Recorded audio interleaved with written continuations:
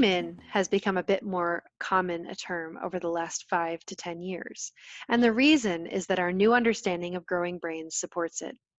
The old way of thinking about timeout was that when a child misbehaves, they need to go away by themselves and think about what they've done.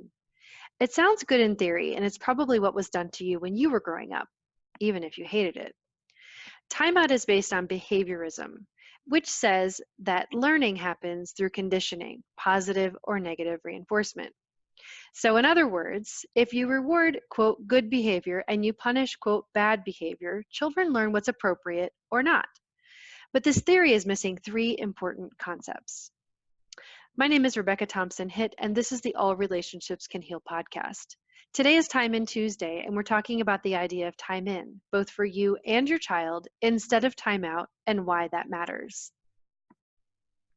Timeout has been around for quite a while, but current research is showing us why timeout isn't really effective. Here's my version of the research in parent terms. 1. All behavior is communication. Behind all behaviors are feelings and needs. When we're calm and in a good place, our behavior reflects that. When we're not calm and we're in an emotional or a survival space, our behavior reflects that too. This is true for all of us, no matter how old we are. 2, when we're calm and in our thinking brain, we can learn. Our brain has many distinct areas, and when we're in our emotional or survival brains, we're not thinking as well or at all as when we're calm. And that means that we're not ready to learn. This is why you can make an agreement when you're calm, and it goes out the window the first time someone looks at you funny. You're no longer in your thinking brain where you made the agreement. You didn't plan for it, but there you are. 3, we regulate in relationship. What behaviorism misses is that the precursor to learning is regulation and the ability to calm oneself. We learn to calm ourselves in connection with another regulated brain. But Rebecca, I'm not regulated when my child does the thing when I send them to timeout. Right, because no one knew that it was important when you were growing up, and the neural pathway in your brain is a superhighway to your reaction and to needing to be by yourself to calm down. You learned it wasn't safe to reach out when you were in distress, even though it is a basic human need. If you're upset when your child does something, you may need a time in to connect with yourself before you can support your child and regulate. I'm not going to argue with you there. Your time in might be breathing, phoning a friend or your partner, checking in with your body to see how you're feeling and what you need right now. That's very different than being sent off to think about what you've done or why you're upset, isn't it?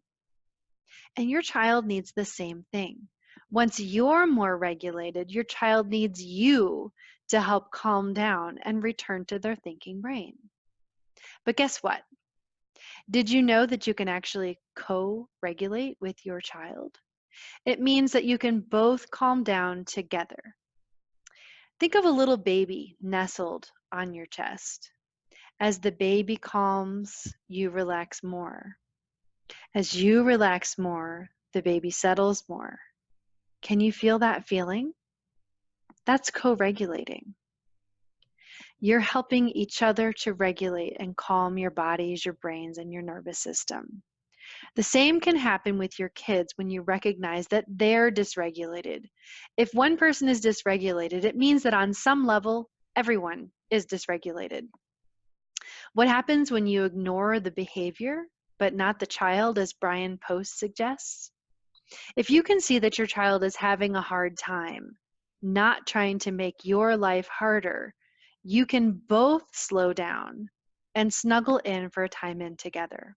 You're working together to help you both regulate and return to your thinking brains, and that's where the learning really happens.